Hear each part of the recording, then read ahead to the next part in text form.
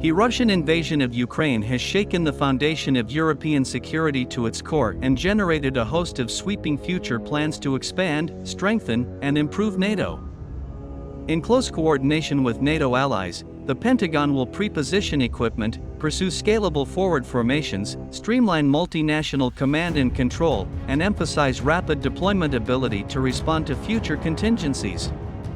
It is increasingly becoming clear that tomorrow's NATO will be quite different in scope and tactical ability. NATO is also making plans to strengthen its deterrence and defense posture for the longer term, especially along the eastern flank, U.S. Defense Secretary Lloyd Austin said following a meeting with NATO Secretary General Jens Stoltenberg in Brussels, Belgium.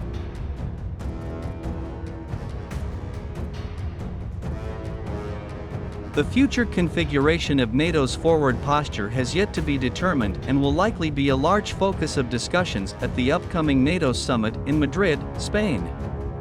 However, it would be entirely reasonable to expect that the alliance's forward presence will expand as well, with a special emphasis on rapid deployment. Austin said elements of NATO's response force have already been deployed. Our allies have activated NATO's defense plans. They've deployed elements of the NATO response force and they've placed tens of thousands of troops in the eastern areas of the alliance, along with significant air and naval assets under the direct command of NATO and supported by allies' national deployments, Austin said.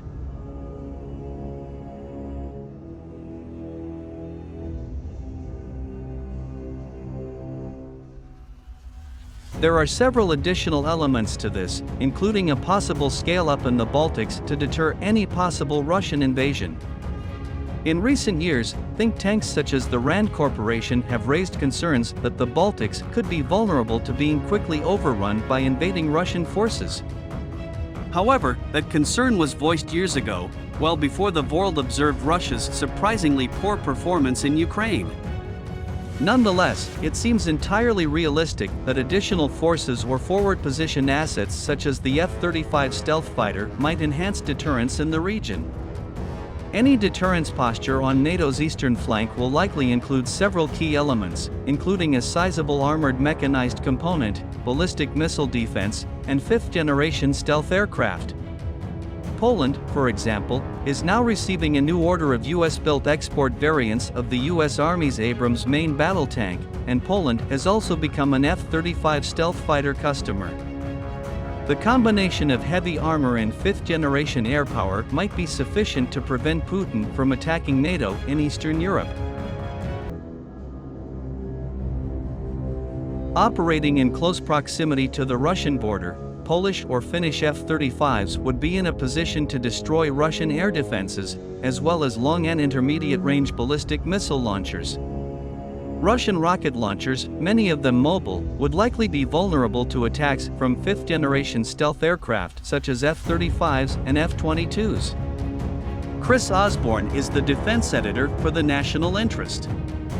Osborne previously served at the Pentagon as a highly qualified expert with the Office of the Assistant Secretary of the Army Acquisition, Logistics VE Technology. Osborne has also worked as an anchor and on-air military specialist at national TV networks. He has appeared as a guest military expert on Fox News, MSNBC, the Military Channel, and the History Channel. He also has a master's degree in comparative literature from Columbia University.